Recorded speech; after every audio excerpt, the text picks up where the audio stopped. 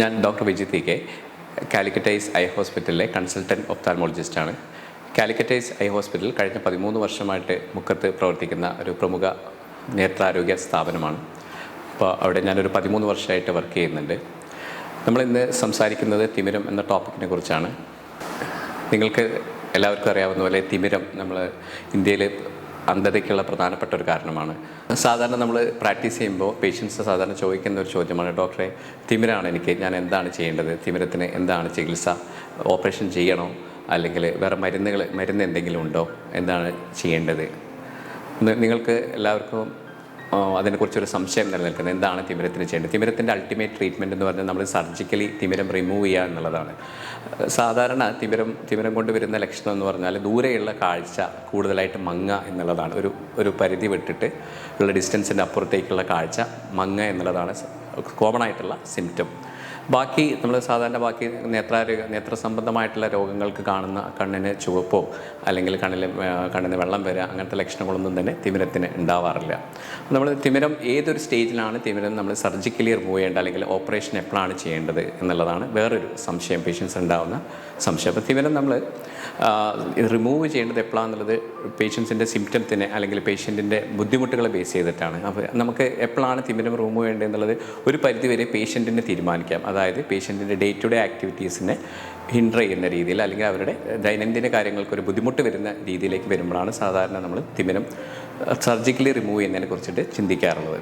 അപ്പോൾ തിമിരത്തിന് രണ്ട് തരത്തിലുള്ള സർജറിയാണ് ഇപ്പോൾ നിലനിൽക്കുന്നത്. ഒന്ന് SICS എന്ന് പറയും, രണ്ടാമത്തത് ഫാക്കോ എമൾസിഫിക്കേഷൻ. കാലിക്കറ്റ് ഐ ഹോസ്പിറ്റൽ മുക്കത്തിൽ നമ്മൾ ചെയ്യുന്നത് ഫാക്കോ സർജറിയാണ് നമ്മൾ കോമൺ ആയിട്ട് ചെയ്യുന്നത്. എന്താണ് ഫാക്കോ സർജറിയുടെ ബെനിഫിറ്റ്സ്? ഫാക്കോ സർജറി എന്ന് പറയുമ്പോൾ പേഷ്യൻറ്റിന് ഓപ്പറേഷൻ സർജറി കഴിഞ്ഞ് കഴിഞ്ഞാൽ പെട്ടെന്ന് പേഷ്യൻറ്റിനെ റിക്കവർ ചെയ്യാൻ പറ്റും, തങ്ങളുടെ ഡെയിലി ആക്ടിവിറ്റീസ് പെട്ടെന്ന് ചെയ്യാൻ പറ്റും. എന്താണ് ഫാക്കോയിലുള്ള ബെനിഫിറ്റ്സ്? ഫാക്കോ സർജറിയിൽ ബെനിഫിറ്റ്സ് എന്തൊക്കെയാണ്? അപ്പോൾ ഫാക്കോ സർജറിയിൽ നമ്മൾ ഇടുന്ന ഇൻസിഷൻ അല്ലെങ്കിൽ ലെൻസ് റിമൂവ് ചെയ്യാൻ വേണ്ടി ഇടുന്ന മുറിവ് വളരെ ചെറുതാണ്. 1 മുതൽ 2 മില്ലിമീറ്റർ വലിപ്പമുള്ള ചെറിയൊരു മുറിവാണ് ഉണ്ടാക്കുന്നത്. ആ മുറിവിലൂടെ നമ്മൾ മെഷീൻ വെച്ച് അല്ലെങ്കിൽ ലെൻസ് റിമൂവ് ചെയ്യേണ്ട ഇൻസ്ട്രുമെൻ്റ് വെച്ചിട്ട് ലെൻസിനെ നമ്മൾ പൊടിച്ചെടുക്കുകയാണ് ചെയ്യുന്നത്. അപ്പോൾ ഇവിടെ കാലിക്കറ്റ് ഐ ഹോസ്പിറ്റലിൽ ഫാക്കോ സർജറി മാത്രമാണ് നമ്മൾ ചെയ്യുന്നത്. SICS ചെയ്യുന്നത് വളരെ കുറവാണ്. കാരണം പേഷ്യൻറ്റിന് ഉണ്ടാകുന്ന കോംപ്ലിക്കേഷൻസ് അല്ലെങ്കിൽ പേഷ്യൻറ്റിനുള്ള ഡേ ടു ഡേ ആക്ടിവിറ്റീസിലേക്ക് പെട്ടെന്ന് അവർക്ക് തിരിച്ചു വരാനൊക്കെ സൗകര്യം ഫാക്കോ സർജറിയാണ്. അപ്പോൾ അതുകൊണ്ട് നമ്മളിവിടെ കഴിഞ്ഞ ഒരു 3 വർഷമായിട്ട് കാലിക്കറ്റ് ഐസിൽ ഞങ്ങൾ ഏകദേശം 500ഓളം സർജറി വളരെ വിജയകരമായിട്ട് പൂർത്തിയാക്കിയിട്ടുണ്ട്. ഏകദേശം ഓൾമോസ്റ്റ്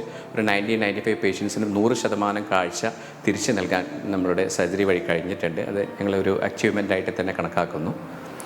എന്താണ് ഈ സർജറി? ഇപ്പോൾ നിങ്ങൾക്ക് അറിയാം, ഒരു സർജറി ഉണ്ടാകുമ്പോൾ അതിന് ചിലപ്പോൾ ചില കോംപ്ലിക്കേഷൻസ് വരാം, അല്ലെങ്കിൽ വേറെ ബുദ്ധിമുട്ടുകൾ പലതും വരാനുള്ള സാധ്യതയുണ്ട്. പൊതുവേ തിമിരം എന്ന് പറഞ്ഞാൽ വളരെ കോംപ്ലിക്കേഷൻസ് കുറഞ്ഞ തിമിരത്തിൻ്റെ സർജറി വളരെ കോംപ്ലിക്കേഷൻ കുറഞ്ഞിട്ടുള്ള ഒരു സർജറിയാണ്. വളരെ കോംപ്ലിക്കേഷൻസ് ഉണ്ടാകാനുള്ള സാധ്യത വളരെ കുറവാണ്.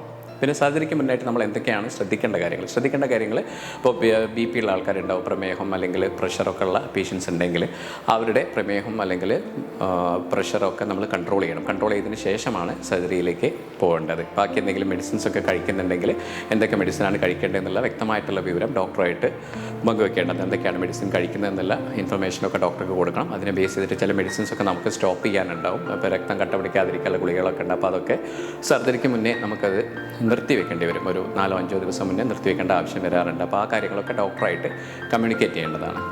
അപ്പോൾ തിമിരവുമായിട്ട് ബന്ധപ്പെട്ടിട്ടുള്ള ബാക്കി കാര്യങ്ങളിപ്പോൾ നമ്മൾ എന്തെങ്കിലും തിമിരം ഡയഗ്നോസ് ചെയ്തിട്ടുണ്ട്, വേറെ എവിടെയെങ്കിലും സ്ഥലങ്ങളിലോ തിമിരം ഡയഗ്നോസ് ചെയ്തിട്ടുണ്ടെങ്കിൽ തീർച്ചയായിട്ടും നിങ്ങൾക്ക് കാലിക്കറ്റ് ഐ ഹോസ്പിറ്റലുമായിട്ട് ബന്ധപ്പെടാവുന്നതാണ്. അപ്പോൾ ഇതിനുള്ള തുടർ ചികിത്സ നൽകാൻ ഞങ്ങൾ തീർച്ചയായിട്ടും പ്രതിബദ്ധരാണ്. അപ്പോൾ കാലിക്കറ്റ് ഐ മുക്കത്ത് ഞങ്ങളൊരു 3 വർഷമായിട്ട് ഏകദേശം 500ഓളം സർജറികൾ വിജയകരമായിട്ട് തന്നെ പൂർത്തിയാക്കിയിട്ടുണ്ട്. ഒരു 90-95% രോഗികൾക്കും ഫുൾ വിഷൻ അല്ലെങ്കിൽ 100% വിഷൻ നമുക്ക് പ്രൊവൈഡ് ചെയ്യാൻ പറ്റിയിട്ടുണ്ട്. ഓൾറെഡി തിമിരം ഡയഗ്നോസ് ചെയ്തിട്ടുള്ളതോ അല്ലെങ്കിൽ കാഴ്ച വൈകല്യമുള്ള ആൾക്കാരോ ഉണ്ടെങ്കിൽ തീർച്ചയായിട്ടും നമ്മൾ കാലിക്കറ്റ് ഐ ഹോസ്പിറ്റൽ മുക്കുമായിട്ട് സമീപിക്കുക. അപ്പോൾ അതിന് വേണ്ട തുടർ ചികിത്സ തീർച്ചയായിട്ടും പരിപൂർണമായിട്ടുള്ള തുടർ ചികിത്സ വിജയകരമായി തന്നെ ചെയ്തു നൽകാൻ ഞങ്ങൾ തീർച്ചയായിട്ടും സന്നദ്ധരായിരിക്കും. തിമിരവുമായിട്ട് ബന്ധപ്പെട്ടുള്ള എന്തെങ്കിലും ബുദ്ധിമുട്ടുകളോ കാര്യങ്ങളോ ഉണ്ടെങ്കിൽ തീർച്ചയായിട്ടും നിങ്ങൾ മുക്കത്തെ കണ്ണാശുപത്രി കാലിക്കറ്റ് ഐ ഹോസ്പിറ്റലുമായിട്ട് ബന്ധപ്പെടുക.